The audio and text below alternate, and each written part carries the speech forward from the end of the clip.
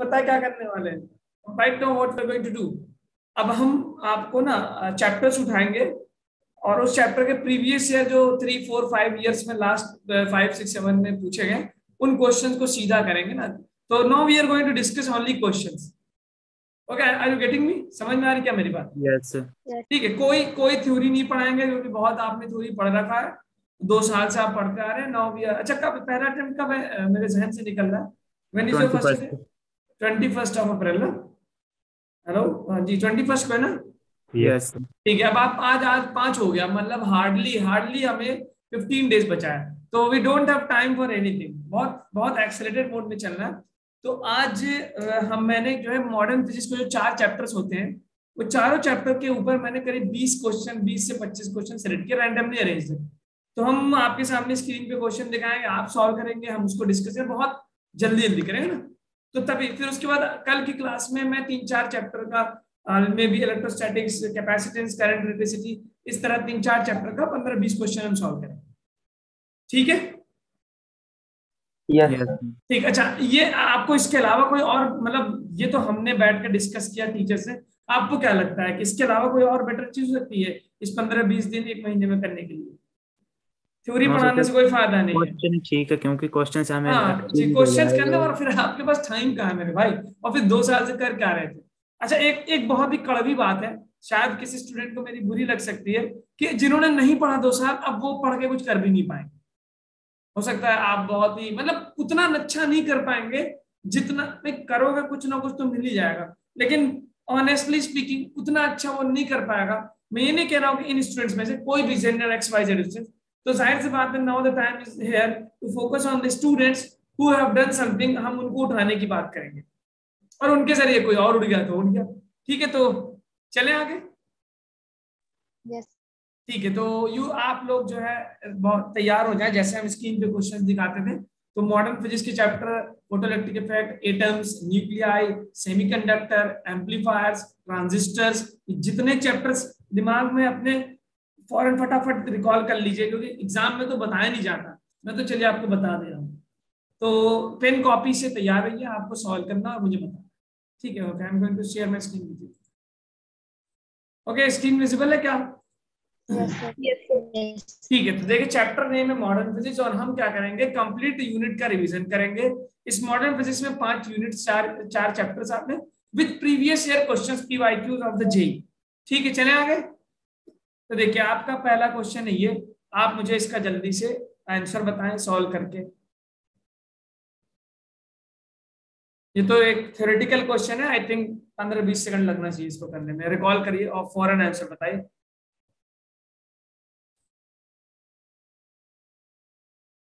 Okay, कर गया। आप चैट बॉक्स करके, या फिर अगर क्वेश्चन बहुत छोटा है तो फौरन अनम्यूट करके बता सकते हैं।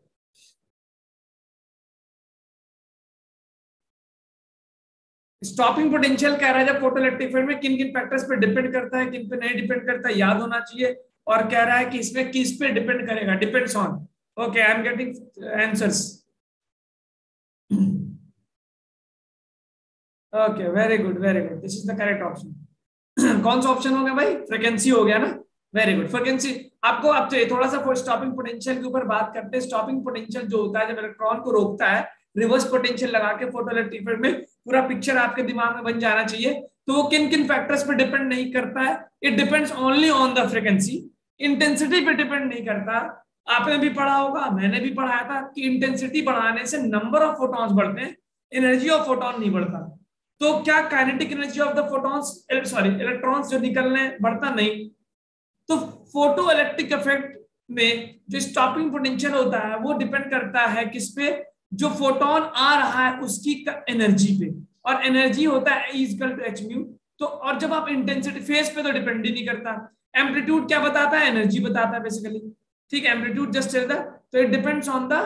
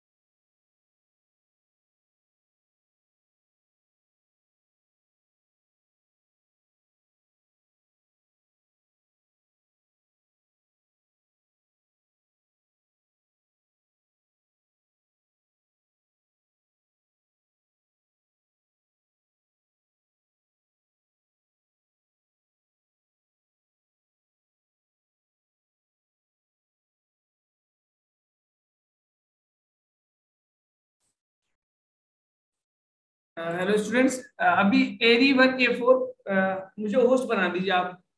Actually I was disconnected, please make me एरी A4। Okay, thank you. Okay ठीक है, सॉरी बीच में नेट पता नहीं कैसे अचानक से डिस्कनेक्ट हो गया था। Okay, are you able to see my screen? Yes. Okay ठीक है, चलिए एक क्वेश्चन हमने कर लिया था और आई होप ऑडिबल विजिबल सब हो रहा होगा। ये क्वेश्चन हम आपको ये क्वेश्चन दिख गया था क्या? No sir. ठीक है, चलिए इसको सॉल्व करते हैं। ये सारे क्वेश्चंस आपके प्रीवियस 5 ईयर एग्जाम के क्वेश्चंस हैं और कुछ क्वेश्चन तो मैंने जब पढ़ा रहा था तब भी करा रखे थे और कुछ नए मिलेंगे आपको। चलिए इसको सॉल्व करिए जरा। क्वेश्चन सॉल्व करेंगे आज और कुछ नहीं, मॉडर्न फिजिक्स चारों चैप्टर के मिला के। इलेक्ट्रॉन, फोटोन, वेवलेंथ की बात कर रहा है।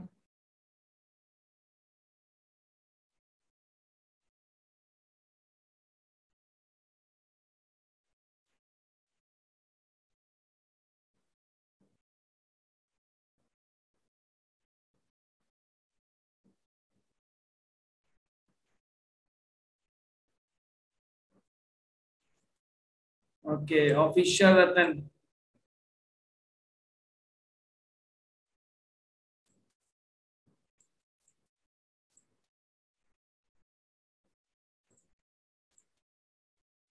ठीक है, very good, I have started getting the answers. बहुत अच्छा, बहुत अच्छा। ठीक है, मदद। अब देखिए, आप इन क्वेश्चंस को करने के बाद आप खुद भी कॉन्फिडेंस महसूस करेंगे। देखिए, रिवीजन एक बहुत इंपॉर्टेंट चीज है। आपको अगर देखा हुआ क्वेश्चन है तो भी आप उसको सॉल्व करिएगा और सारा कंसेप्ट फटाफट रिकॉल करिएगा। Okay, most of the students are giving the correct answer. देखिए इसमें क्या है, इलेक्ट्रॉन एक मैटर है, मैटर के साथ कौन सा वेवलेंथ होता है? डी ब्रॉगली या डी ब्राय वेवलेंथ। तो मैं इलेक्ट्रॉन का वेवलेंथ लिख सकता हूँ h is lambda squared h upon p, और हम इसको लिख सकते हैं मोमेंटम को क्या लिखते हैं? √2m काइनेटिक एनर्जी, या मैं सीधा एनर्जी लिख सकता हूँ। ओके, और फोटोन को मैं यहाँ पे p से लिख दे रहा हूँ, फोटोन को that will be equal to h upon how much? Lambda is equal to h upon p लिख दे। आपको दे रखा फोटोन हैव सेम एनर्जी दे रखा, तो यू नो दैट मैं एनर्जी के टर्म में फोटोन की एनर्जी हमें लिख सकते is equal to hc by lambda photon. तो फोटोन का वेवलेंथ मुझे मिल गया hc बाई e। अब दोनों का रेशियो ले लीजिए, सिंपल। अब आपके पास ऊपर इलेक्ट्रॉन का, नीचे फोटोन का, तो I am going to get wavelength of photon, de Broglie wavelength, और फोटोन का वेवलेंथ hh कैंसिल हो जाएगा। I am going to get 1 upon √2m e into, divide करेंगे e अपॉन c, तो c बाहर आ गया, e को अंडर रूट में लेंगे तो स्क्वायर बन जाएगा, ये बन जाएगा e स्क्वायर अपॉन 2me, एक e से एक e कैंसिल, तो finally you are getting c under root e by 2m। ये अंडर रूट का मतलब power 1/2। This is the ratio. कौन सा ऑप्शन बन गया भाई? Which option? 1/c/2m, second option. ठीक है, समझ में आया सारी बात? आपने खुद भी कर रखा था इसको, तो मुझे बताने की जरूरत नहीं है। चलिए आगे क्वेश्चन देखते हैं। लैम्डा एक ये डी ब्रॉगली वेवलेंथ हो गया, और एक energy of photon hc by lambda या hc बाई e लिख सकते हैं इसको, energy lambda. Okay, the next question. ठीक है, देखिए बहुत आसान क्वेश्चन है, बहुत आसान क्वेश्चन। फौरन मुझे आंसर बताइए, try to give answer accurately and quickly. कौन सा? हाँ, आप अनम्यूट करके भी बता सकते हैं, जरूरत नहीं है, बहुत सिंपल क्वेश्चन है। हाइड्रोजन स्पेक्ट्रम को याद करिए, लाइमन, बालमन, पास्कल सीरीज वगैरह। Okay, Balmer series, Balmer series. कितने लोग का बालमर है भाई? Very good. तो अब जरा जल्दी जल्दी बताइए कि लाइमन में क्या मिलता है? अल्ट्रावायलेट। बालमर में क्या मिलता है? विजिबल। ओके, और लाइमन पास्कल में क्या मिलता है? इंफ्रारेड। ओके, और ब्रैकेट में भी क्या मिलता है? इंफ्रारेड ही मिलता है। फाइन। ओके, तो ये रहा आपके पास। और लाइमन में क्या होता है बेटा? फाइनल ट्रांजिशन किस पे होता है? 1 पे। लाइमन। और बालमन में क्या होता है? फाइनली दूसरे पे गिरता है। पास्कल पे फाइनली तीसरे पे गिरता है। और ब्रैकेट लाइमन और पास्कल ब्रैकेट में फाइनली किस पे गिरता है? 4th पे। और फॉर्मूला याद होगा आपको, 1/λ is equal to RZ²। Hydrogen के लिए Z की वैल्यू 1 लेंगे, 1/N2 यानी final square minus 1/N1 square. यही फॉर्मूला है क्या सारा? R क्या होता है? रेडबर्ग कांस्टेंट, जिसकी वैल्यू होती है 1.09 into 10 to the 10 power 7. 7, very good, पर मीटर। डायमेंशन, अच्छा, कभी कभी रेडबर्ग कांस्टेंट का डायमेंशनल एनालिसिस भी मिल जाएगा, तो L-1 होता है। ठीक है, तो 4th is the correct answer. चलिए आगे बढ़ते हैं। ये क्वेश्चन मैंने क्लास में भी कराया था, इसको गौर से पढ़िए, और लाइमन बाल्मर पास्कर के ऊपर क्वेश्चन है। देखिए, बताइए मुझे क्या आंसर आ रहा है। अगर आपने कर रखा है फिर भी ध्यान से पढ़िए, रिवीजन इसी का नाम होता है। अगर पढ़ रखा है फिर भी ध्यान से पढ़िए और मुझे आंसर बताइए। आपका 20-21 अप्रैल को, 21 अप्रैल को एग्जाम है। We are going just revision of the 5-4 units simultaneously with questions only. ये सारे प्रीवियस एग्जाम में क्वेश्चंस हैं। कंटिन्यूअम का मतलब होता है इनफाइनाइट डिस्टेंस। ये वैल्यूज आपको हाइड्रोजन के लिए याद होने चाहिए, रट लीजिएगा। 13.6, 3.4, 1.5, 0.85। Okay, Kavya has given the answer. आप ना ऐसे ऑप्शन को रिजेक्ट किया करो, कट करते, ये गलत, ये गलत, ये गलत, ऐसे किया करिए, और अपने आप लास्ट में सही बन जाएगा।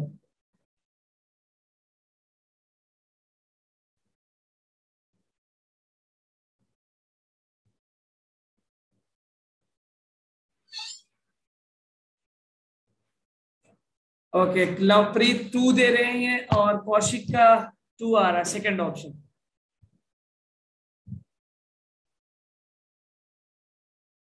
यार मुझे लगा था ये क्वेश्चन आप ज्यादा टाइम ले रहे हैं आप लोग। इसमें से आप लाइमन लाइंस पहचान सकते हैं क्या? कितने लाइमन की कौन कौन सी लाइंस है? A and E. ओके, माशाल्लाह, वेरी गुड। बाल्मर की कितनी लाइन से बता सकते हो क्या? बी बी एंड डी, जो 2 पे गिर रहा है। ओके, लाइन पास्कन के कितने लाइन से? सी, एक सी है। ठीक है, अब लाइमन अब कह रहा है कि, अब देखो ऑप्शन पढ़ते हैं। ए जो है, सर मेरा, हाँ, ऑप्शन सर 1 इज द मेरा करेक्ट ऑप्शन। मैसेज नहीं सेंड हो रहा। अच्छा, कोई बात नहीं, आप ओपन करके बता सकते हैं। देखो बेटा, 21 अप्रैल को एग्जाम है, कम टाइम में ज्यादा क्वेश्चन करने, रिवीजन करना, फुल कंसंट्रेशन से बैठिए। जो फुल कंसंट्रेशन से नहीं बैठ पा रहे वो चले जाए तो ज्यादा बेहतर होगा, कोई फायदा नहीं होने वाला उनको, क्योंकि बहुत तेजी से पढ़ाने वाले। देखो, लिमिट सीरीज का मतलब इंफिनिटी से गिरना, तो 2 लिमिट सीरीज इसमें आ रहे हैं। एक ए वाला और ई वाला किसके लिमिट सीरीज है? लाइमन के।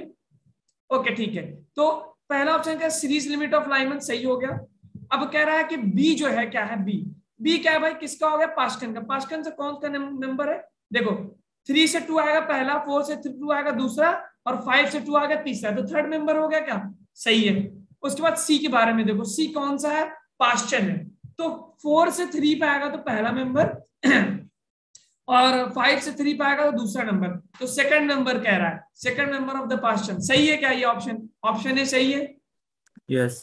ठीक है। और आप प्लीज ये वैल्यू याद रखिएगा, ये वैल्यू याद रखिएगा, 13.6, 33.4, 1.5, एटलीस्ट 4 तक तो याद होनी चाहिए। अच्छा, मैं यहीं पे आपको फॉर्मूला लिख देता हूँ। एनर्जी का फॉर्मूला याद है क्या होता है? -13.6, उसके बाद Z²/n²। ओके, और रेडियस का फॉर्मूला क्या होता है? R0 × n²/z। ठीक है, और आप याद, एक और फॉर्मूला याद रखिएगा कि एनर्जी जो होती है किसी भी ऑर्बिट में इलेक्ट्रॉन की, that is proportional to mass into Z²/n²। ये भी याद रखिएगा, ये 3 फॉर्मूले पे क्वेश्चन पूछे गए हैं, Z²/n²। ठीक है, नहीं याद है जल्दी से लिख लीजिए। R0 की वैल्यू कितनी होती है बेटा? 0.53 एंगस्ट्रॉम। चले आगे, ठीक है, जल्दी बताओ ये क्वेश्चन ना। इस सारे एग्जाम के क्वेश्चन से आपके 2017 से लेके 2021 में, this all are JEE questions from 17 to 21।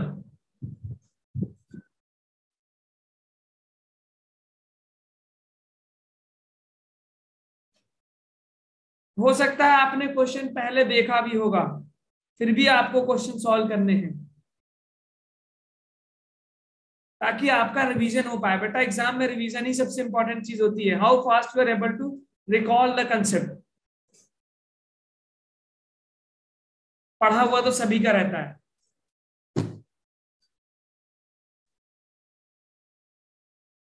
Ionization potential क्या होता है?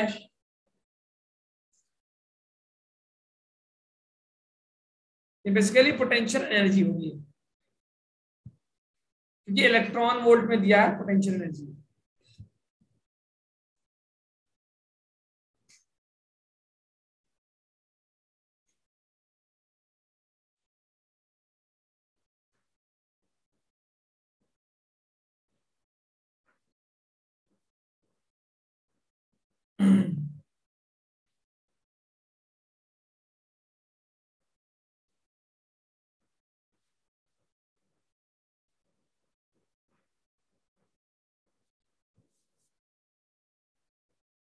इलेक्ट्रॉन को आप रिप्लेस कर दीजिए म्यूऑन से, जिसका चार्ज भाई ये मास बदल दिया।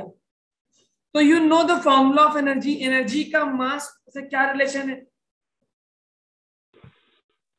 अभी पिछले स्लाइड पे लिखा है, you are just changing the मास।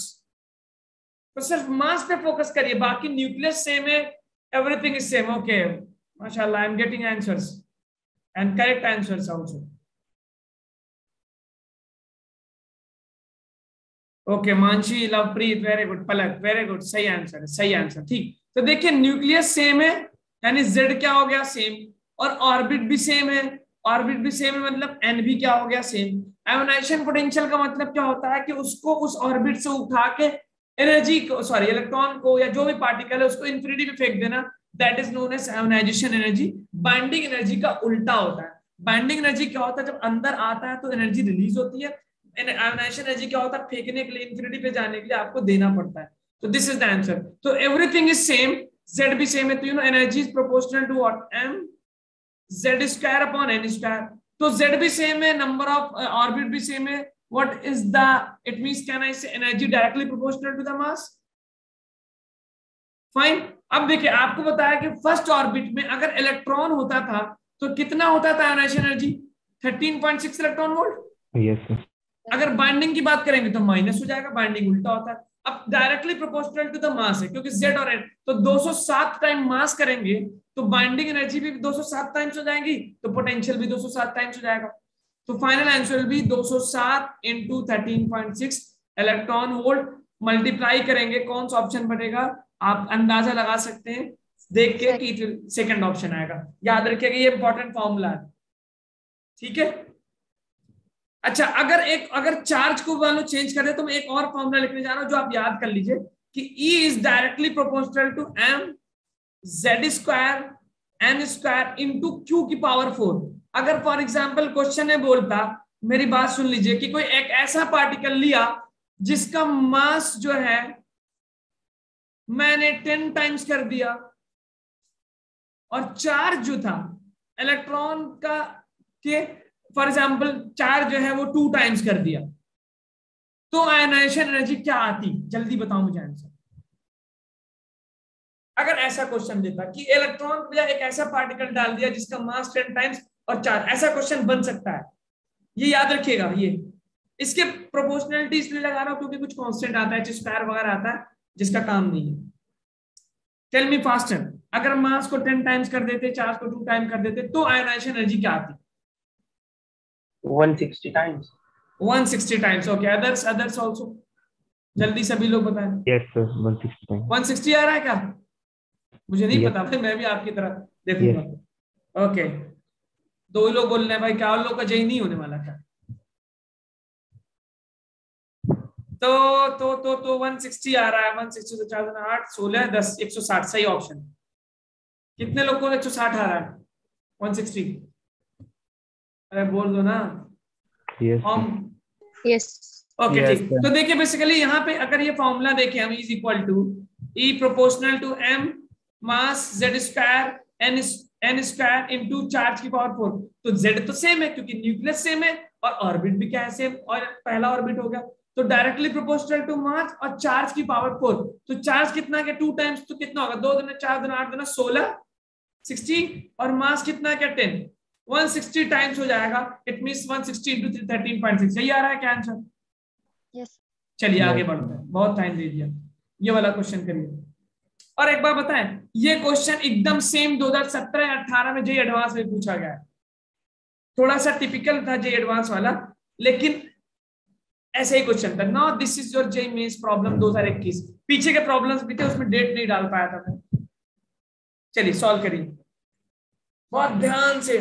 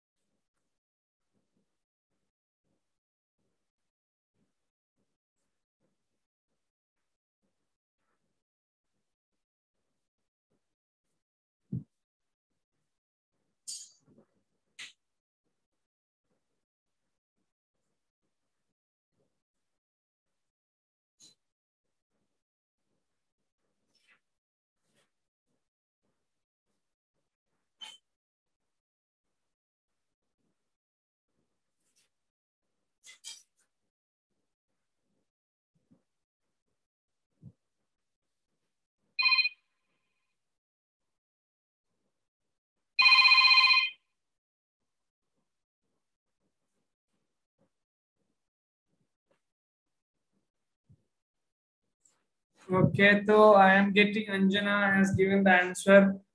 अंजना का आंसर आ रहा है। अंजना एक बार चेक करिएगा अपना आंसर तो फिर से। देखिए सारे तीन ऑप्शन तो लगभग एक ही जैसे लग रहे हैं, 1.73।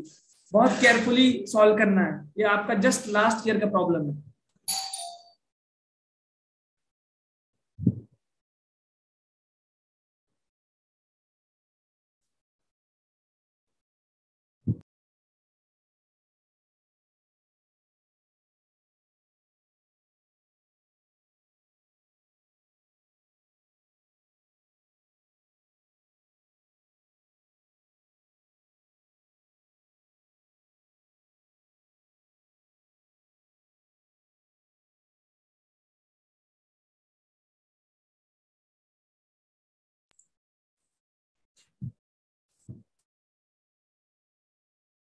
ओके ठीक है। तो क्या हुआ, ये वाला क्वेश्चन नहीं हो पा रहा क्या? देखिए भाई सिंपल बैलेंस करना है। एक आयल ड्रॉप है, उसको आपने इलेक्ट्रिक फील्ड में रखा। एक्सेस इलेक्ट्रॉन का मतलब क्या है? What is the number of excess electron? Means negative charge होगा। नेगेटिव चार्ज होगा तो इसका बैलेंस एक मींस नीचे क्या है mg, ऊपर इलेक्ट्रिक फील्ड इसको बैलेंस कर रहा होगा QE। इलेक्ट्रिक फील्ड का डायरेक्शन इसका मतलब नीचे है, तभी वो ऊपर लग रहा होगा फोर्स। तो अगर ये स्टेशनरी है, रुका हुआ है हवा में, तो it means that the weight should be balanced by QE। समझ में आ रही क्या मेरी बात?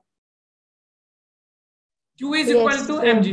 और Q क्या होता है? Number of excess electron into charge of electron into E is equal to mg। आपसे नंबर ऑफ इलेक्ट्रॉन पूछा है, पुट करिए वैल्यू। और मास क्या होगा? Density into volume. Density into volume. Density आपको दे रखा, सारी चीजें एसआई में करनी है। 3 ग्राम पर सेंटीमीटर क्यूब को 3000 लिख देंगे। वॉल्यूम क्या होगा भाई? 4/3 पाई r क्यूब।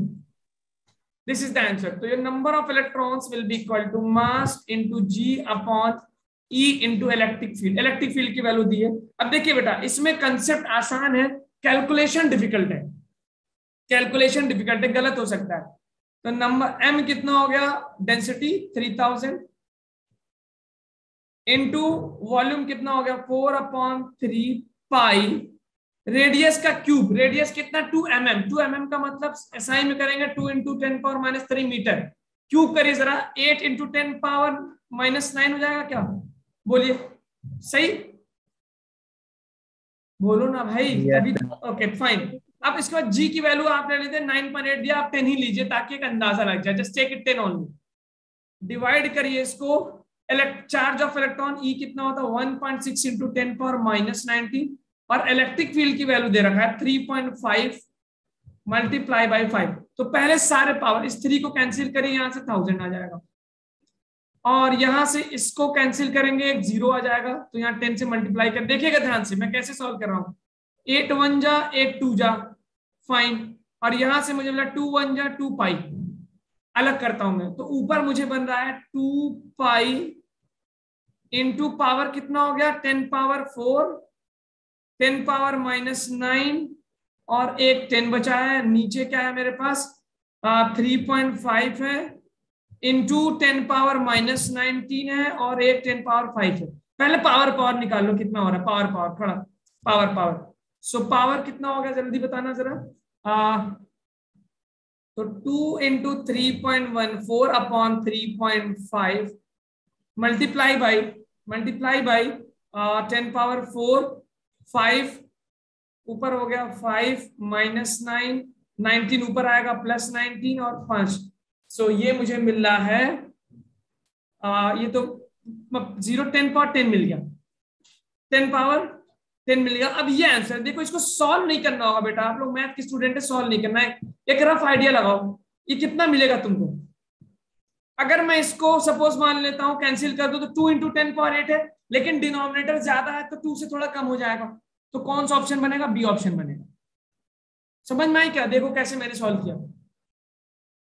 क्या हुआ भाई, सन्नाटा क्यों आ गया।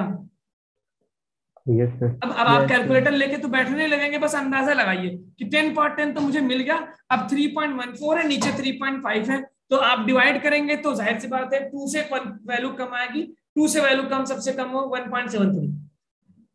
ठीक है चले आगे, ठीक है ओके। स्क्रीनशॉट आप लेते रहिए क्वेश्चंस का।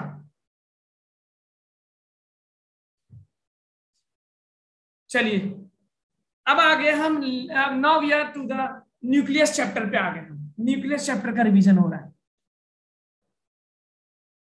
सभी लोग देखिए questions. Now we are at the chapter nucleus.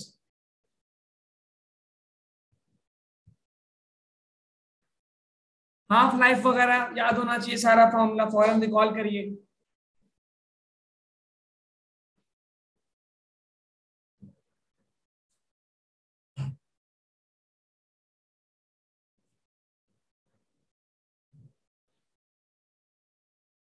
ये क्वेश्चन आई थिंक इसी तरह का क्वेश्चन या इस क्वेश्चन हमने एग्जाम में भी करा, एग्जाम कह रहा हूं क्लास में भी करा रखा था।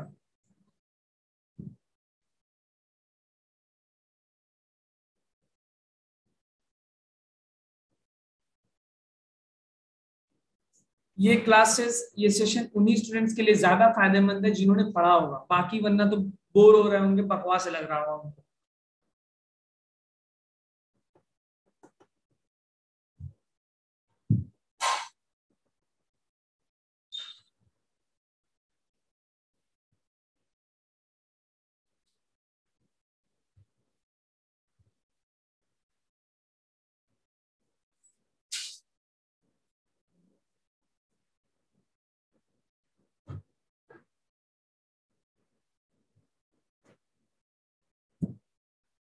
हाफ लाइफ का कुछ फॉर्मूला वगैरह याद करिए। ओके चलिए, एक सुकून हुआ मुझे, एक आंसर तो आया। सॉल्व करिएगा, चीटिंग पिटिंग मत करना मेरे भाई, 15 दिन बाद तुम्हारा एग्जाम है।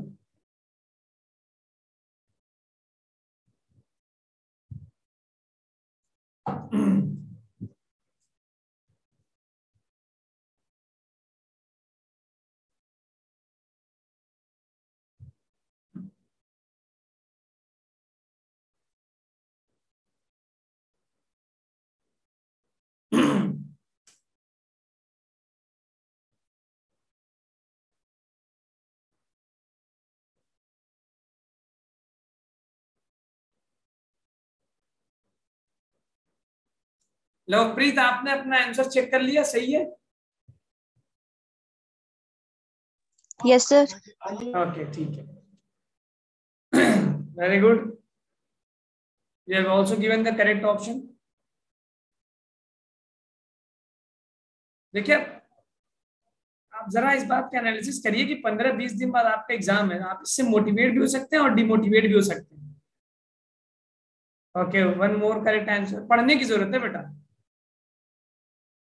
जो करता है उसी को मिलता है कुछ। चलिए I think that enough time has been given to you exam point of view से। ईशा का भी आंसर आ गया। ओके एक दो और वेट कर लेता हूं मैं, 10 सेकंड और, 10-20 सेकंड।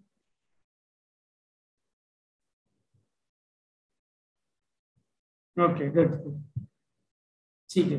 8-10 आंसर मिल गया मुझे और सही मिले हैं, चलिए सुकून हुआ मुझे।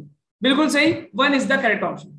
तो हाफ लाइफ का देखिए, हाफ लाइफ का फॉर्मूला अगर मैं लिख दूं, T half is equal to क्या होता है, ln2 अपॉन लैम्डा। लैम्डा क्या हो गया, डीके कांस्टेंट हो गया। और अगर आपने n से शुरुआत किया, n नॉट से, after some time it will be n, और नंबर ऑफ न्यूक्लियस बचा हुआ कितना, n naught upon 2 power n। n क्या हो गया भाई, number of half life, that is equal to given time upon half life. क्या ये सही लिख रहा हूं मैं? ठीक है। अब कह रहा है कि इनिशियली x और y है, इनिशियली x भी कहां पहुंचा है, n1 था, और n1 से कहां पहुंच गया, n पे, और y इनिशियली कितना लिया होता है, n2, और ये कितना पहुंच गया, n पे। दोनों फाइनली का सेम हो गया। और हाफ लाइफ x का कितना कह रहा है, y का आधा है। मींस y का हाफ लाइफ अगर 4 सेकंड है तो x का कितना है, 2 सेकंड। इट मींस जितने में y 1 हाफ लाइफ करेगा उतने में x 2 हाफ लाइफ करेगा, जितने में y 3 हाफ लाइफ करेगा उतने में x कितना करेगा, 6 हाफ लाइफ करेगा। एम आई राइट? तो अगर y का 3 हाफ लाइफ हुआ है तो x का कितना हुआ होगा, क्योंकि बोलना after 3 half life of y, x का 6 हुआ होगा क्या? बोलिए सही किया क्या मैंने? Yes, sir. ठीक है। अगर y का 8 हाफ लाइफ होगा तो x का 16 हाफ लाइफ होगा, क्योंकि वो आधा दिया होगा। आपको ऐसा भी बोल सकता है कि half life of x is twice the half life of y, उल्टा हो जाएगा कि जितने में एक हाफ लाइफ होगा y का उतने में जितने में एक x का होगा उतने में y का 2 हो जाएगा। देख लीजिएगा एग्जाम में। तो ना n is equal to n1 upon 2 power 6, और ये हो गया n is equal to n2 upon 2 power 3, क्योंकि नंबर ऑफ न्यूक्लियाई फाइनली क्या है, दोनों में सेम। इक्वेट कर दीजिए, आंसर मिल जाएगा। n is equal to naught 2 power n, तो n1 upon 2 power 6 is equal to n2 upon 2 power 3। Ratio मुझे मिल गया n1 अपॉन n2 का कितना मिल गया, 2 पावर 6 अपॉन 2 पावर 3 बेटा, 2 पावर 3, इट इज 8। अब ध्यान से देखिएगा, 8 भी है, 1/8 है, तो 1/8 इज द करेक्ट ऑप्शन। ठीक है, चलिए मैं आपको 4 क्वेश्चंस का स्क्रीनशॉट दे रहा हूं, और आपको पता होगा हमारा रमजान चल रहा है, तो मैं बस 10 मिनट के लिए जा रहा हूं अपना फास्ट ब्रेक करने के लिए। I am giving you 4 questions, I will be back in 7 to 8 minutes. ठीक है, मेरी बात सब पहुंच गई क्या आप तक? Yes, sir. तो आप 4 क्वेश्चंस को सॉल्व करिए, आई थिंक उतने में आपका 5 मिनट 7 मिनट होगा, मैं आ जाऊंगा। चलिए क्वेश्चन नंबर 1 स्क्रीनशॉट लीजिए। Yes. हो गया? ठीक है, Yes, sir. इसका स्क्रीनशॉट लीजिए। Yes, sir. सारे जेई के क्वेश्चन हैं, इसका स्क्रीनशॉट लीजिए।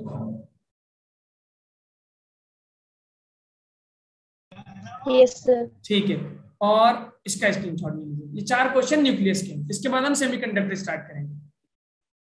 सर पहले 2 क्वेश्चन दिखाना। ठीक है, मैं फिर से दिखा दे रहा हूँ। ये वाला, यस सर। ये वाला।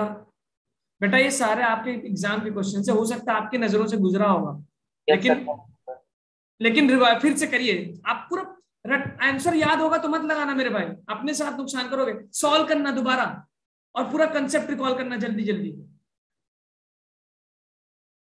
कभी भी अपने ऊपर जुल्म मत करना आंसर चिपका के।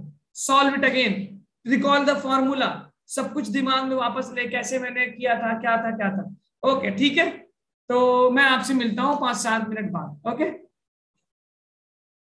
चारों क्वेश्चन को सॉल्व करिए। ओके ठीक है।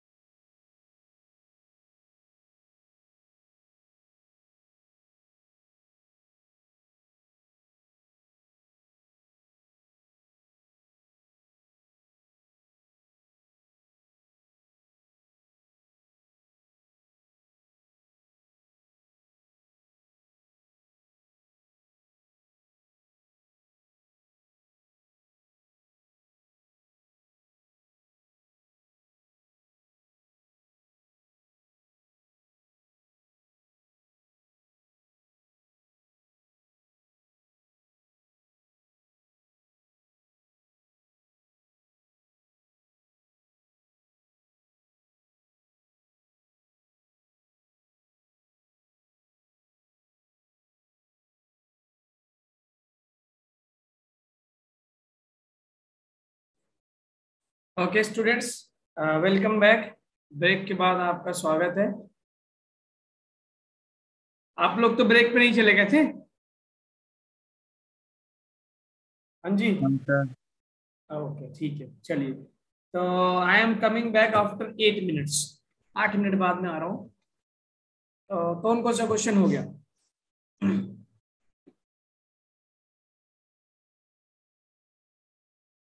हाँ भाई, चलिए इसका बी पार्ट।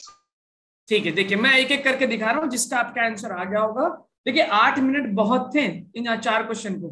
नो यू, आप ना अपने आप को एग्जाम मोड में फील करना शुरू कर दो। और ये मैं उन स्टूडेंट से कह रहा हूँ जो एग्जाम निकाल क्रैक करने वाले हैं, उनसे नहीं कह रहा हूँ जो नहीं निकालने वाले। भाई अब 15 दिन बचा है, धोखे में रख के तो कोई फायदा है नहीं ना। कोई जड़ी बूटी ऊपर से तो गिरने वाली है नहीं जिसको घोल के पियेंगे और निकल जाए एग्जाम। जिन्होंने कुछ किया होगा उन्हीं के साथ कुछ होने वाला। ठीक है, 8 मिनट 10 मिनट इनफ है आपको इन क्वेश्चन करने के लिए। कम से कम 4 में से 3 तो होना था। चलिए, इसका आंसर आया था क्या? इसका आया है कि नहीं? पहले आप ओरली बताइए, आया है? Yes sir. ठीक है, इसका आंसर आ गया है। जिनका जिनका आ गया है वो जरा कमेंट बॉक्स में फौरन कमेंट कर दे, ताकि मैं देख लूं कौन कौन लोग हैं जो थोड़ा सा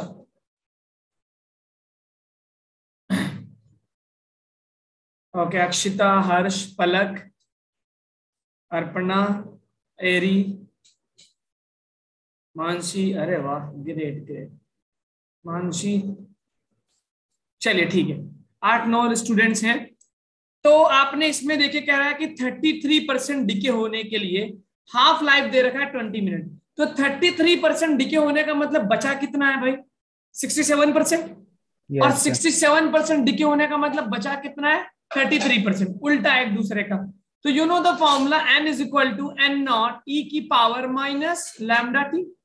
कुछ कुछ किताबों में केटी लिखता है, नो इशू, डिके कांस्टेंट है। और व्हाट इज एन? एन होता है मेरे पास जो बचा हुआ है, रिमेनिंग वाला। This is remaining. तो पहले वाले केस में हमारे पास 33% डिके हो चुका है, तो बचा कितना बेटा?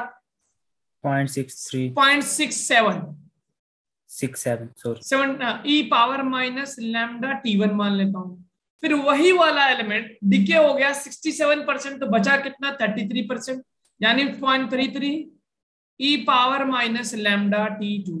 आपसे पूछा है 33 से लेके 67 जाने में कितना टाइम लगेगा। तो हमने मान लिया कि 37% होने में T1 टाइम लगा था, 67% होने में T2 हुआ, तो इनका गैप कितना हो गया? T2 minus T1। Very simple. तो basically you have to find T2 minus T1। आप जरा इसको डिवाइड करो, डिवाइड करोगे तो लगभग 2 आ जाएगा क्या? 2 टाइम्स हो जाएगा, अप्रोक्सीमेटली 2। और ई पावर जब डिवाइड करते हैं तो बेस क्या होता है? Subtract minus T1 plus lambda T2। Lambda common ले लिया बेटा, मुझे मिल रहा है T2 माइनस T1। दोनों तरफ लॉग ले लूं, लॉग, तो ये बन जाएगा ln2।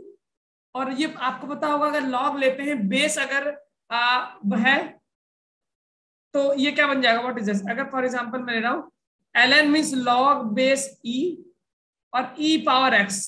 अगर बेस और जिसका लॉग लिया जा रहा है, जिसको कैरेक्टरिस्टिक बोलते हैं, तो x आ जाता है क्या? Yes sir. जिसका जितना बेस है उतना ही। तो जब मैं इसको लूंगा ln, ln का मतलब हुआ क्या? Log e base lambda T2 minus T1। So आपको पता है simply it will be lambda T2 minus T1। तो ln2 is equal to lambda T2 minus T1। तो finally I am getting T2 minus T1 is equal to ln2 by lambda. और ln2 by lambda half life के बराबर होता है। It means answer कितना आ गया? Half life, जो कि 20 मिनट दिया हुआ है। देखो ध्यान से, 20 मिनट इज द आंसर। आपको कुछ और भी दे सकता है इसी तरह रेशियो लेके। देखिए इस तरह क्वेश्चन 2-3 बार पूछा गया पिछले 3-4 सालों में। कभी कभी बोल दिया है कि 25% से लेके 75%, तो भी हो जाएगा, हो जाएगा। यस कुछ सर। रेशियो वगैरह इस तरह देगा, आप निकाल लीजिएगा। चलते हैं आगे, लेट्स मूव ऑन। ठीक है, अब इस वाले क्वेश्चन का आंसर आया क्या? जिनका आया है कमेंट बॉक्स में कमेंट कर दो। नहीं आया तो मैं इसको डिस्कस करूंगा। ओके 1 2 3 4 1 2 3 4, ठीक है, 5 6-7 स्टूडेंट्स ने कमेंट किया और ऑप्शन वेरी कर रहा है, कोई बात नहीं। देखिए अब आपको अगर मैं रेट ऑफ रिएक्शन का पता है, रेट ऑफ रिएक्शन जब लिखते हैं, सॉरी रेट ऑफ डीके बोलते हैं, R equal to lambda N लिखते हैं। रेट क्या होता है बेटा, dn बाई dt। मैं आपको रिवाइज भी कराता चल रहा हूँ फॉर्मूला माइनस के साथ। माइनस क्यों लिखते हैं बेटा, क्योंकि डीके हो रहा है। मैं सही बोल रहा हूँ क्या? अगर आपको कहीं लगे कि सर ये नहीं गलत बोले तो रोक दीजिएगा। तो आपको ये भी पता है n की वैल्यू होती है lambda, n equal to n naught e power minus lambda t. कहीं कहीं बुक्स में k भी दिया रहता है, एम आई राइट? यही है क्या? ये रेट का रिलेशन। अब आप इसको अगर लॉग के टर्म में लेते हैं तो you get this formula ln r, और इसको आप r नॉट बोलते हैं बेटा, you call this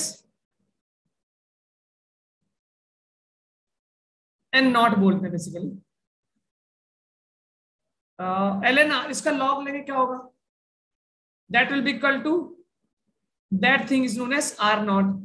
r is equal to r naught e power minus lambda t. Log लिया हमने, तो लॉग लेने के बाद देखिए मैं आपको एक एक्सपोनेंशियल लॉ मैंने लिखवा दिया क्या होता है, और इसका लॉग भी दे दे रहा हूं। तो लॉग लेंगे तो ln r equal to ln r naught minus lambda t. क्या सही लिख रहा हूं मैं?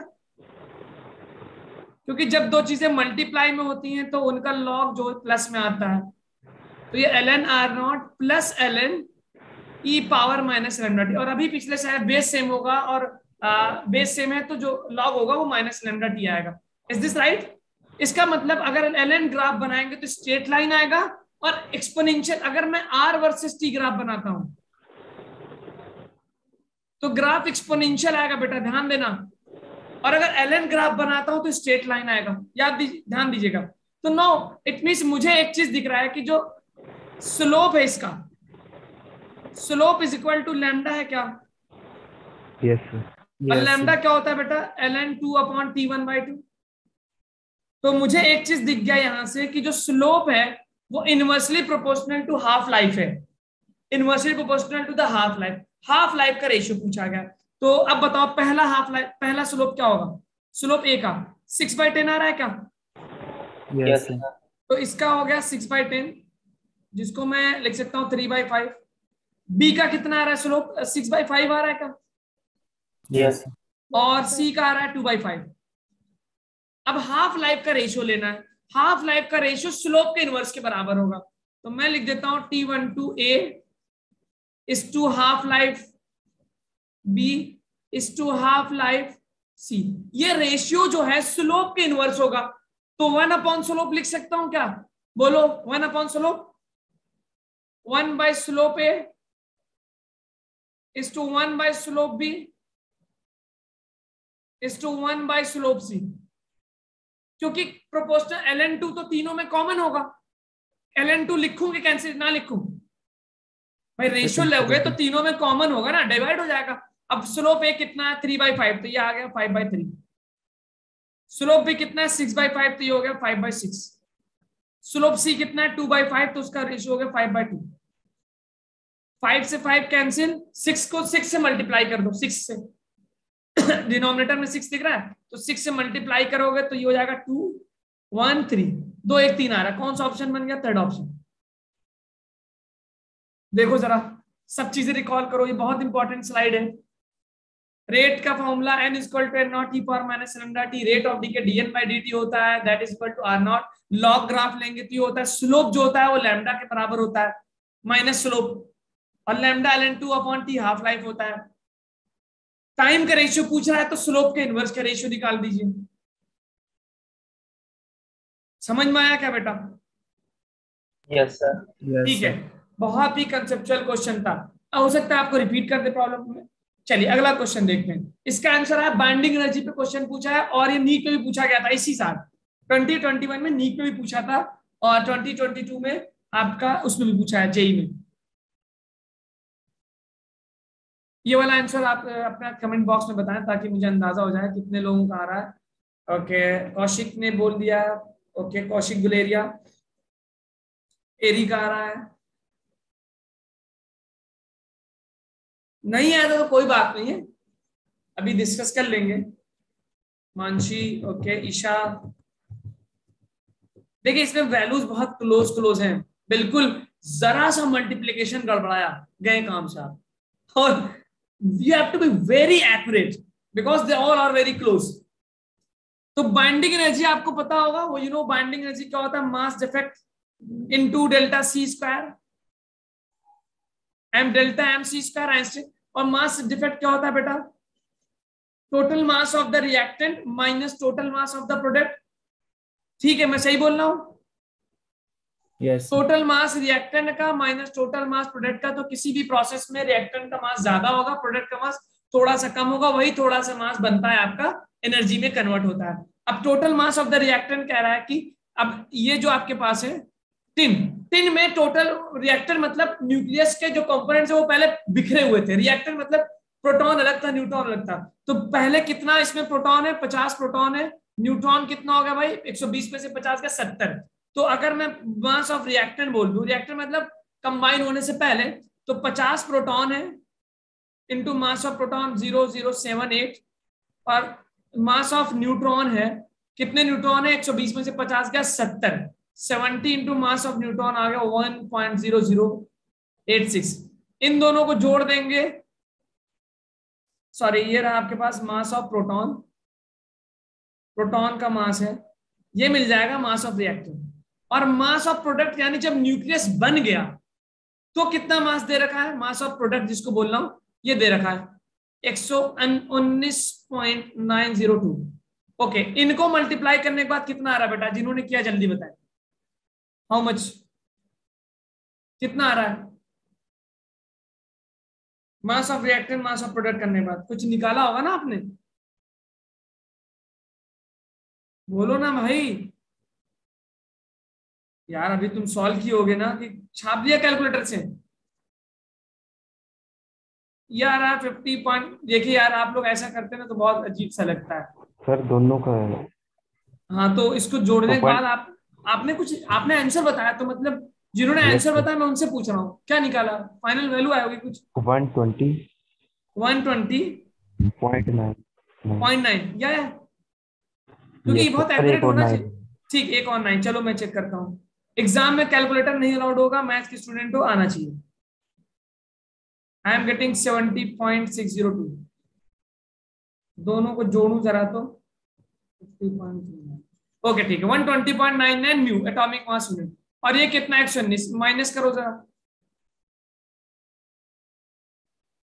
सब्ट्रैक्ट करते हैं जरा, 120 माइनस 99 माइनस 119.902, ये आ रहा है मेरे पास। डेल्टा मास डिफेक्ट आ गया 1.08 म्यू। फाइन। अब आपके पास पता है एक एटॉमिक मास यूनिट में 931 मेगा इलेक्ट्रॉन वोल्ट होता है। और तो टोटल कितने हो गए, एनर्जी कितनी हो गई 1.08 इंटू 931। ये टोटल बाइंडिंग एनर्जी मिल रही है आपको, बाइंडिंग एनर्जी पर न्यूक्लियॉन बताना इंटू 931।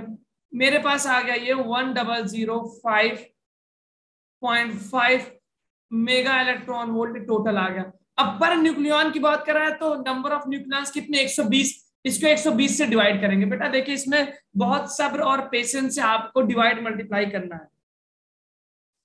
0.5 डिवाइडेड बाय 120, तो from here I am getting something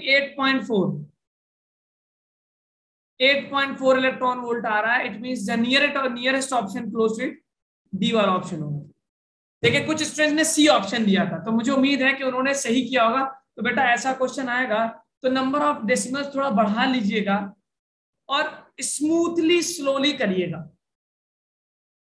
ठीक है? समझ में आया बेटा? टोटल प्रोडक्ट्स का प्रोटॉन न्यूट्रॉन का जोड़ दिया, वो रिएक्टेंट हो गया। मतलब जब न्यूट्रॉन फैले हुए थे, इंफिनिटी पे थे, और जब बन गया न्यूक्लियस, टिन बन गया, तो ये रहा, माइनस किया, मास डिफेक्ट मिला।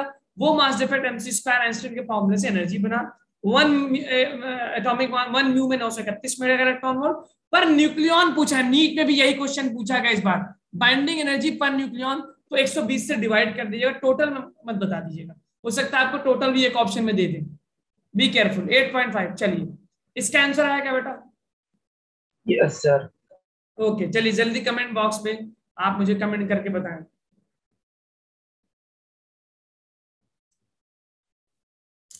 ओके काव्या, हेमंत, ओहो, वेरी गुड वेरी गुड। 2019 का प्रॉब्लम है। ठीक है, good, happy to see that. अब कह रहा है दो रेडियोएक्टिव मटेरियल, एक का 10 लैम्डा दूसरे का लैम्डा, ये अभी ऊपर वाला जो प्रॉब्लम है उसी पे, सेम नंबर ऑफ न्यूक्लियस है, ratio of the nuclei of A to B 1/e after. Means कह रहा है n से शुरू हुआ, मान लेते हैं ये बन गया फाइनली Na, और ये भी इनिशियली n से शुरू होकर बन गया फाइनली Nb, Nb, Nb बन गया Nb।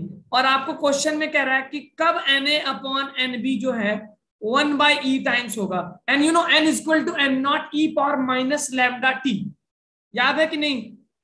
n equal to n naught e power minus lambda t. तो इसको मैं n e power minus a का लैम्डा कितना है 10 लैम्डा इंटू टी मान लेता हूं, टाइम सेम है दोनों में। और दूसरा Nb क्या होगा, n e power minus lambda T, n से n कैंसिल, बेस सेम है तो ये बन गया मेरे पास e पावर -1, बेस सेम होता है तो पावर सब्ट्रैक्ट होते हैं -10 lambda T plus lambda T, मुझे मिल गया e power -1 equal to e power -9 lambda T.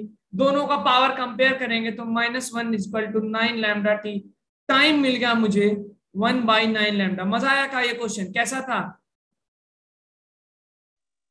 आ गया ऑप्शन, ठीक है। देखिए ऐसे क्वेश्चंस, अच्छा आपको ऐसा भी बोल सकता है कि इनिशियली उनका रेशियो 1:2 था, इनिशियली उनका रेशियो 1:2 था, तो आप दोनों को, एक को N1 एक को N2 मान लीजिएगा, हो जाएगा?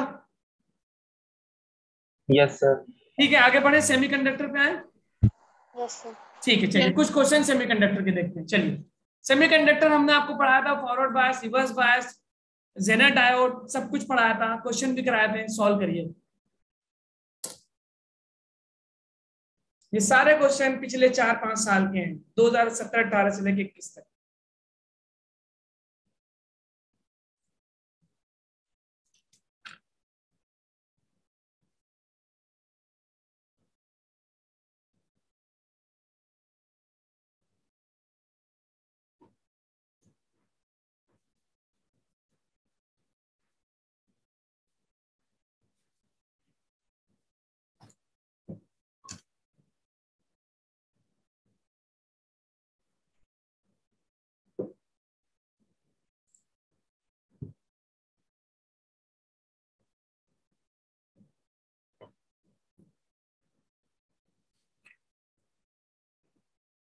आई थिंक ये 2021 का प्रॉब्लम है या 2020 और 21 का प्रॉब्लम है।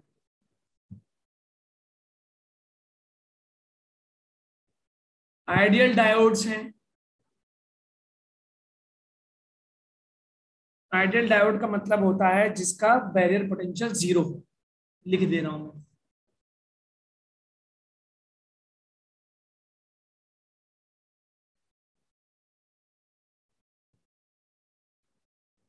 बैरियर पोटेंशियल 0 हो। ओके, काव्या का आंसर आ रहा है।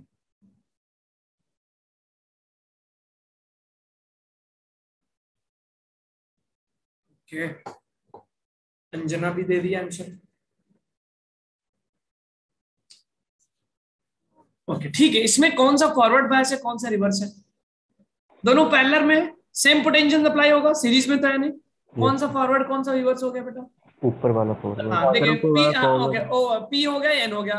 ओके, फॉरवर्ड बायस का मतलब like a close switch, reverse bias का मतलब लाइक अ ओपन स्विच। तो नीचे वाला रिवर्स बायस हो गया बिकॉज ये एन साइड है, पी साइड, एन साइड लो हाई पोटेंशियल से कनेक्ट हो गया तो ये रिवर्स हो गया like a open switch, circuit disconnect, ये सर्किट से बाहर हो गया। फाइनली आपको ये सर्किट मिलेगा। और आइडियल डायोड का मतलब बैरियर पोटेंशियल 0 और रेजिस्टेंस कितना? अच्छा, सिलिकॉन का बैरियर पोटेंशियल कितना होता है बेटा? सिलिकॉन का, सिलिकॉन डायोड का कितना होता है? बोलो ना। 0.7। 0.7। जर्मेनियम का 0.3। 0.3, याद रखिएगा, बैरियर पोटेंशियल 0.7, 0.3 वोल्ट। तो अब ये आपके पास सर्किट में, और कह रहा है इसका रेजिस्टेंस कितना दे रखा है, सॉरी मैंने इसका रेजिस्टेंस 0 नहीं होता, बैरियर पोटेंशियल होता है 0, रेजिस्टेंस दे रखा है इसका 50 ओम। तो टोटल सर्किट सीरीज में बन गई, कितना टोटल रेजिस्टेंस हो गया 300, इक्विवेलेंट रेजिस्टेंस सीरीज में हो गया 300 ओम, और पोटेंशियल कितना है 6, तो I will be equal to 6/300, और ये मिल गया मुझे 6 × 0.02 इज द करेक्ट आंसर। कुछ लोगों का आंसर गलत आ रहे थे। 3 वाला कैसे आ गया था भाई? यस 3 कैसे आ गया था? कुछ लोग, काव्या आपका 3 कैसे आ गया था? अंजना आप भी 3 दे रही थी सर, क्योंकि डायोड के रेजिस्टेंस की डायोड, हाँ डायोड का रेजिस्टेंस नहीं लिया होगा आपने, है ना? आपने सीधा आपने 250 ले लिया होगा, आई थिंक 6/250 कर दिया था क्या? Yes sir. हाँ ये देखिए बहुत केयरफुली है ये सब चीजें। डायोड का रेजिस्टेंस दे रखा है, बैरियर आइडियल का मतलब होता है बैरियर पोटेंशियल 0, और अगर रेजिस्टेंस नहीं दिया होता तो 0 लेते हैं। जब उसने बोल दिया कि फॉरवर्ड रेजिस्टेंस जो है वो 50 ओम है, अच्छा इसी क्वेश्चन में अगर बोलता है कि रिवर्स डिस्टेंस है 50 ओम, तो फॉरवर्ड वाला 0 मानते हैं, रिवर्स वाला 50 मानते हैं। मेरी बात पहुंची आप तक? Yes sir. अगर बोल देता कि with a reverse distance of 50 ओम, तो इसका मतलब फॉरवर्ड में 0 है, तो ऑप्शन आपका सी वाला होता। अंजना और कौन कौन सी ऑप्शन दिए थे, समझ में आई क्या काव्या? Yes sir. ठीक है चलिए, तो आगे बढ़ते हैं अगले क्वेश्चन की तरफ। इसका आंसर बिल्कुल देखिए 21 में फिर से आई थिंक वो 20 वाला प्रॉब्लम था। इसका आंसर बताओ। अब इसमें देखिए कुछ बोला गया है, मैं बताऊंगा नहीं आपसे वो क्या चीज और मैंने क्लास में कराया था, लेकिन बेटा फिर से करना प्लीज। आपको आंसर याद है फिर भी फिर से करिए।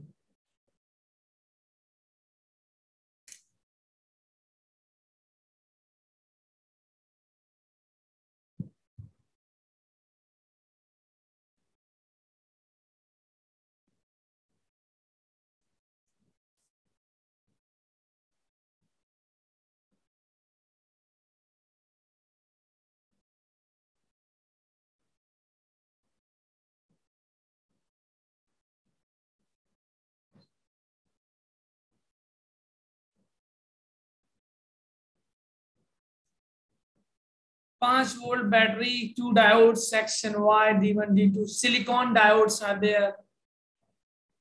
Find the current supplied by the battery if the positive terminal is connected at X. मतलब बैटरी कुछ ऐसे लगाई गई है।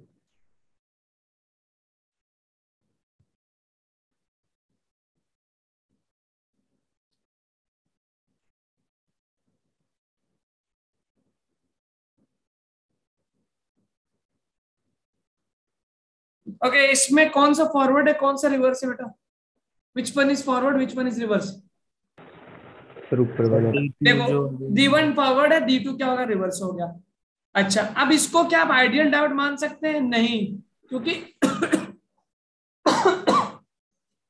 सिलिकॉन बोल दिया ना, तो वो यही कहना चाह रहा है कि सिलिकॉन का barrier potential low. How much is that? 0.7। और ये कितना है बेटा 5 वोल्ट। तो नेट बैटरी नेट पोटेंशियल कितना मिला 4.3 वोल्ट। जिसने ये किया वो सही ऑप्शन, वरना गलत ऑप्शन आएगा। ठीक, तो your potential because barrier potential oppose करता है तो पोटेंशियल कैंसिल होगा, 5 - 0.7 4.3।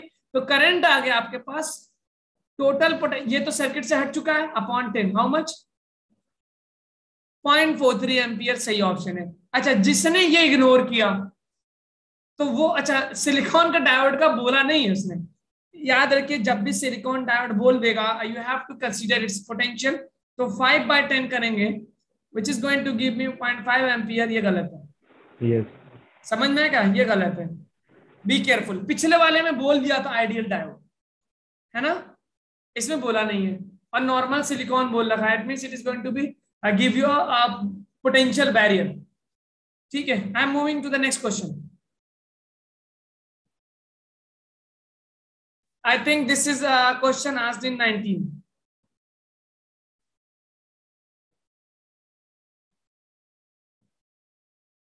नाइनटीन 18 या 19 का कुछ है।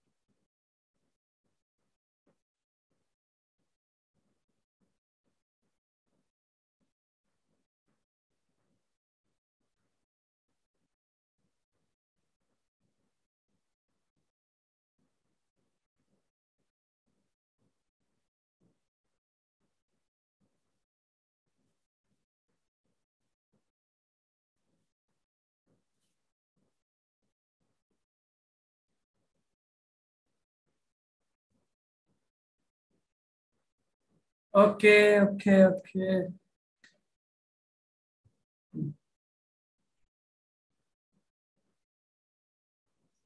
जर्मेनियम और सिलिकॉन डायोड्स का दे रखा है, बैरल पोटेंशियल आपको दिया हुआ है जी, याद भी होता है आपको। कभी कभी ना जर्मेनियम का 0.2 दे देता है और सिलिकॉन को 0.6 दे देता है, you have to consider that also. Earthing का मतलब होता है जीरो पोटेंशियल, आउटपुट का मीन्स यहां पे कितना पोटेंशियल आएगा, यहां पे इस पॉइंट पे, वही बात हो गई। ठीक है, अच्छा चलिए, कौन सा डायोड इसमें फॉरवर्ड है, कौन सा रिवर्स है? Both forward. बोथ क्या है? फॉरवर्ड है, बिल्कुल सही, क्योंकि देखेंगे पी टाइप है, ये एन टाइप है, पी टाइप है, एन टाइप है, और पी पे हाई है और एन साइड पे लो है। ओके, तो जैसे ही आप स्विच ऑन करेंगे, कौन सा डायोड कंडक्टिंग होगा पहले, सिलिकॉन या जर्मेनियम में दोनों होंगे, एक होंगे, या क्या होगा? जर्मेनियम। सिर्फ जर्मेनियम होगा कि सिलिकॉन भी होगा? क्योंकि सिलिकॉन भी तो फॉरवर्ड है। सर पहले जर्मेनियम। जी बिल्कुल सही, याद रखिएगा, दोनों पैरेलल में है। आपको पता होगा पैरेलल में जैसे ही जर्मेनियम फॉरवर्ड बायस्ड होगा, वो करंट फ्लो करना शुरू कर देगा और ये आइडियल वायर की तरह काम करेगा, तो सिलिकॉन का पोटेंशियल ड्रॉप क्या हो जाएगा? जीरो। मेरे भाई ये बताओ, अगर आप किसी वायर को एक आइडियल वायर से कनेक्ट करते हैं तो इसके एंड पे कितना पोटेंशियल मिलता है? अगर मैं पूछूं कि इस समय सिलिकॉन को कितना पोटेंशियल डिफरेंस मिल रहा है, क्या आंसर देंगे? 12 वोल्ट या 0 वोल्ट? 0 वोल्ट। 0 वोल्ट। क्यों? क्योंकि सर जैसे ही जर्मेनियम कंडक्टिंग होगा वो एक आइडियल वायर की तरह बिहेव करने लगेगा। मेरी बात नहीं समझ में आ रही है आपको शायद। जैसे ही पहले जर्मेनियम का बैरल पोटेंशियल कम है, जैसे ही जर्मेनियम कंडक्टिंग होगा वो आइडियल वायर की तरह बिहेव करने लगेगा और सिलिकॉन को वो क्या कर देगा? जीरो पोटेंशियल देगा। तो क्या सिलिकॉन फॉरवर्ड बायस्ड होगा? नहीं होगा ना मेरे भाई, silicon is not going to be the forward biased. तो right now what is the potential? यहाँ पे कितना पोटेंशियल मिलेगा? 12 और जर्मेनियम का कितना है? 0.3। तो now I am getting how much potential here? 12 minus 0.3, 11. It means I am getting 11.7 volt at output. अब अगला कह रहा है कि मैंने जर्मेनियम को रिवर्स कर दिया, तो I am just going to reverse it. Germanium क्या हो जाएगा बेटा? Reverse biased, infinite resistance, out of circuit. तो कौन सा डायोड फॉरवर्ड बायस्ड होगा? सिलिकॉन। और तो क्या सर्किट अब इस तरह बन जाएगी क्या? Germanium like a broken wire. बस मैं आपको 1 मिनट में छोड़ रहा हूं, अगले टीचर वेट कर रहे होंगे। Like a broken wire, because reverse bias हो गया। अब सारा का सारा पोटेंशियल सिलिकॉन पे गिर गया, सिलिकॉन पे गया, it means it is a forward bias. कितना पोटेंशियल मुझे मिलेगा आउटपुट पे? 12 minus 0.7, it means how much? 11.3। 11.3 volt. Difference पूछ रहा है कि कितना V नॉट चेंज होगा। पहले 11.7 था, अब 11.3 हो गया, तो that is going to give me 0.4 volt का डिफरेंस। ओके ठीक है, चलिए अब ज्यादा बात करने का मेरे पास टाइम नहीं है, तो in the next class we will be with the chapter, यार आप इलेक्ट्रोस्टैटिक्स, कैपेसिटेंस, करंट, इलेक्ट्रिसिटी, ये 4 चैप्टर का हम 3-4 चैप्टर का, और सेमीकंडक्टर पे ट्रांजिस्टर, 4 चैप्टर का कल क्वेश्चन करेंगे। ओके ठीक है, okay sir, good bye, good evening. Thank you, sir. Okay.